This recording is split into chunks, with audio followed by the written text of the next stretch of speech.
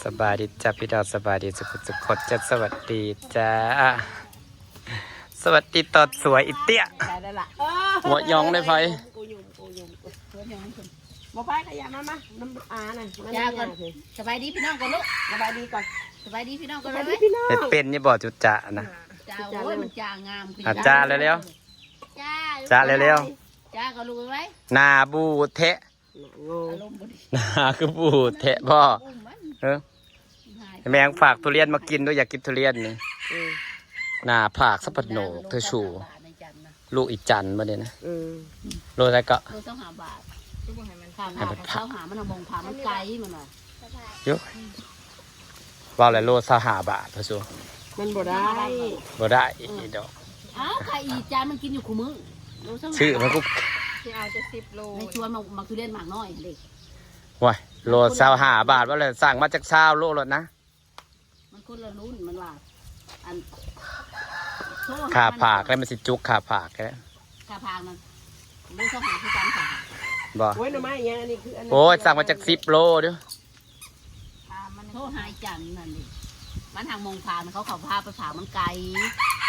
ขาผาก25 บาทคือการวัดสันโลละ25 บาทกระทาก็ตกโลละ50 บาทซื้อ10 โลก็500นึงคือเขาอีน่าไม่ค่อยน่าวันจันทร์เพราะเขาเห็นงานถึงมันบ่มีพวกนี้เบิดแล้วจนเป็นใหม่หาหน่อไม้มาแล้วก็มาปอกขายพี่น้องจ้าเปลือกผากมาห่อยังเละยังเน่ามาแล้วผากเขาก็ต้องผากหมากดิบแน่เลยเนาะลุ้นเบิ่งยาสูงมันถ่ายกินในนี้เลยละนี่จ้าจ้าพี่น้องหน่อไม้งามเลยจ้าพี่น้องจ้างามก่อนไปน้ำร้อนไปเมื่อหาปูจานไปเอาเมื่อลงไปหามาแล้วก็ปอกขายจ้าดิค่ะนี่ได้ไปแล้ว1 ถุงละ20 บาทหาสิขายเป็นกิโลนะจุ๊บ4 ใส่รถไปล่างโลแล้วคนอยากกี่โลปูพาไปจะเครื่องงอได้ยินหน้าไผจ้าก่อนจ้าเนี่ยชวนอันโมเน่สบายดีพี่น้องสบายดีพี่น้องจ้าดูจ้าดูป่านี่ได้หลายเติบแล้วจ้าพี่น้องจ้าจ้างามดูจ้าคือลูกจ้าคืออติไพนะจ้าจ้าอวยไปทั้งทีปาทั้งปีจ้าดูจ้าโอ้ยชมมูผิดไปมาหายไหมเห็ดชมมูก่อนได้หลายเติบเลยพี่น้องปอกแล้วเดี๋ยวปอกตัวนะโมเมนต์หน่อยเลยรับตาสร้างอติดูรับตาสร้างเห็ดชมมูใส่อติเห็ดชมมู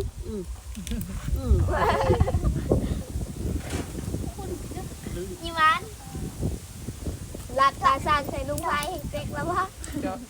ลุงไฟสีเอาเจาะเต้นฮอแนวจะบานเพลงมาเลยเจาะอันนั้นแต่มือน่ะเขาคิดว่าน้ำหวานคนว่าจะเอาไห้ผ้ากินเขาเอาโคโลเจนให้เรากินนั่นเด้ปอกแล้วก็งั้นเนี่ยเรา33 ปีเอาจนเท่าหงึดเลยกระหางกระเจ้าปีคุณน่ะเอาบุเถาเดี๋ยวดูโถก็เอาเถาก็ดีกว่าเอาเด็กน้อยเอาบุเถามันก็สบายแบบตีบางทีมันก็สบายคือคิดได้สะก็เลือกอะไรเฮ้ยเนาะถ้าบ่มีเงินถ้าบ่ติดสเตะก็บ่เอาเลยเนาะเอาเถาก็ต้องรวยเลยจังเอาบ่รวยก็บ่เอาแหละเอาพลังดีกว่าเอาเถาสิไปหาพอพลังบ่มึงนะมันก็ไปหาพอรวยรวยจังจีบมึงกลางพอห้างพอหมายเลยรวยจังสี่เอาจะได้เป็นเจตี้เอาปัวปุ๊บเป็นเจแล้วมันก็ดีแต่ว่าดีกว่าเอาปัวปุ๊บยังเข้าป่าหน่อไม้อยู่ยังมาเฮ็ดผ้าเจตี้กับอีเด้แม่นยังอีเลยยังอีกบอกขายพี่น้องแดงอันมองบ่ได้ผ้าข้าวบ่สนใจอย่าชมเสียวอย่าชมเสียวพี่กินมาให้อย่าชมเป็นลายเต๋อมันปอกทำให้ได้เลี้ยได้เรือปอกไก่ลายนี่อย่าสิเอาออกมาแล้วแม่ๆนะกระตานะมันจะทำไมบ่งไม่เกี่ยวนะจ๊ะ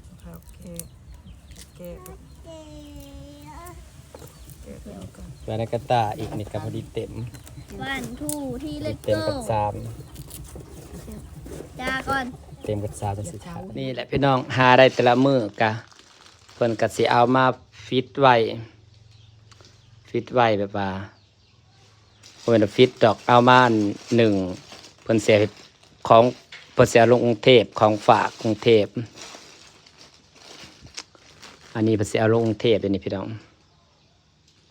เอาลงกรุงเทพไปฝากน้องๆคนอยู่กรุงเทพเนาะเนี่ยหาอะไรแต่ละมือน้องตีหาอะไรนะถุงหนึ่งนี่ก็ซ้ำสิแกงเลยพี่น้องเอ้ยอันนี้สิฝากลงไปให้กรุงเทพให้น้องสาวเพิ่นป้าเหมือนได้หลายเลยหาแต่ละมือนะเป็นหน่อยๆของฝากเพิ่นเสียลงกรุงเทพจ้านี่จ้าสวยๆแต่ถุงสวยๆเลยถุงหนึ่งนี่ก็ซ้ำสิแกงถุงหนึ่งนี่ก็หม้อหนึ่งเลยจ้านี่พี่น้องนี่โมเมนต์หน่อยๆนี่แหละเพิ่นไปหาแต่ละมือนะแม่น้องตีเพิ่นบ่อยู่ซื่อๆพี่น้องเป็นคนที่ดุแห้งแบบอยู่ซื่อๆบ่เป็นไปซุมื้อลูกก็ได้แนวได้น้องตีนี่ก็ดุหาหน่อไม้นะหากินนะเก่งก็ยังหากินหมานก็ยังนี่ปอกสิแล้วจ้าพี่น้องจ้านี่จ้าแม่น้องตีเสร็จแล้วจ้าได้เครื่องกระจาม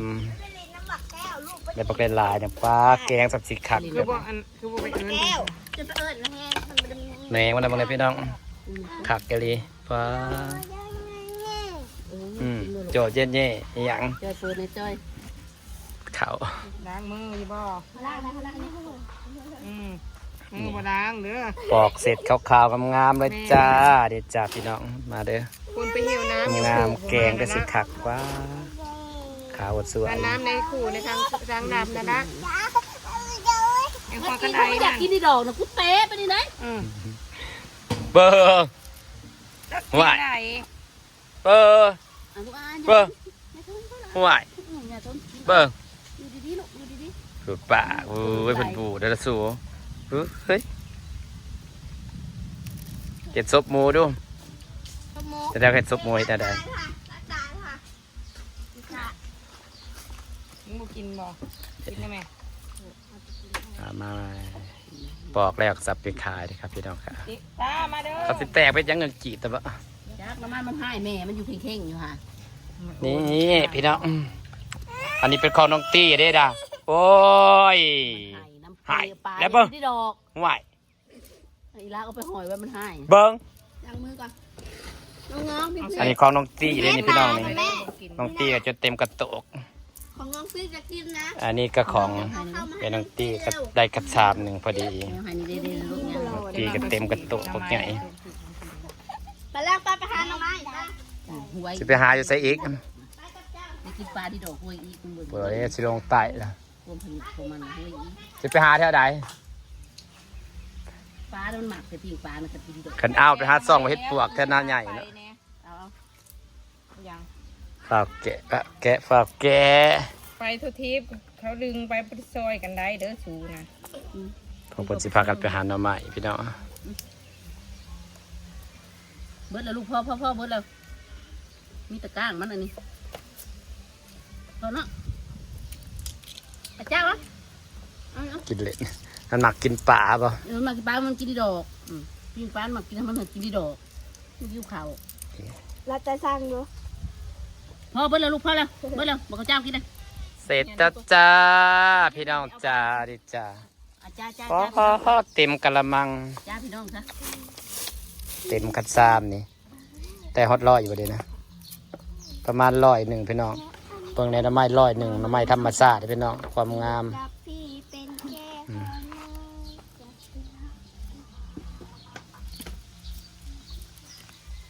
ว ความงามนะจ๊ะ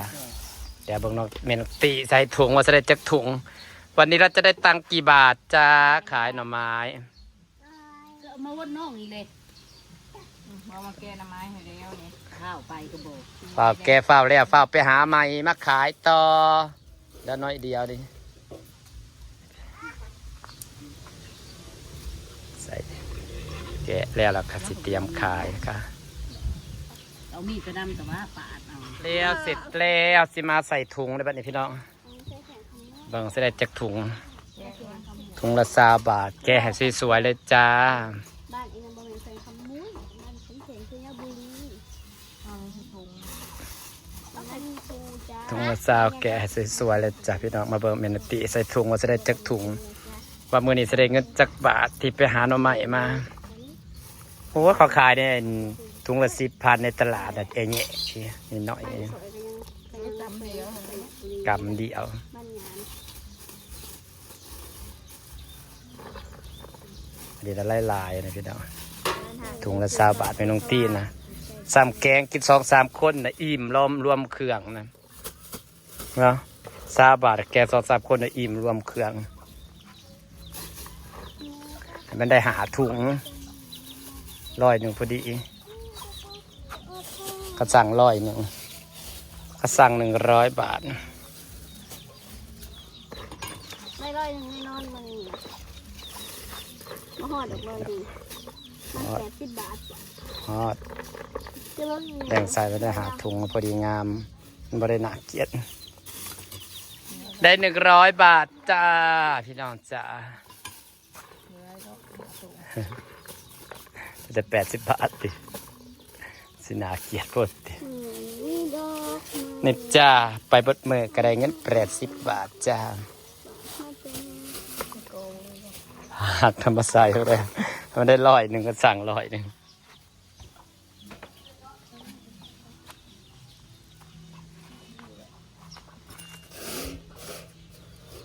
สดงานวันนี้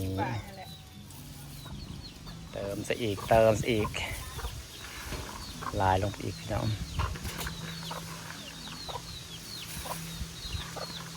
เตรียมเครื่องไปอีกก่อนของเราก็ได้เดือนนี้จะไม่ต้องยุ่งนะจ๊ะ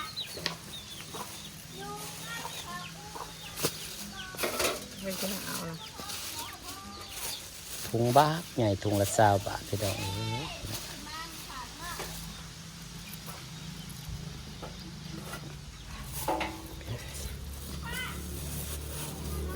ถุงละ20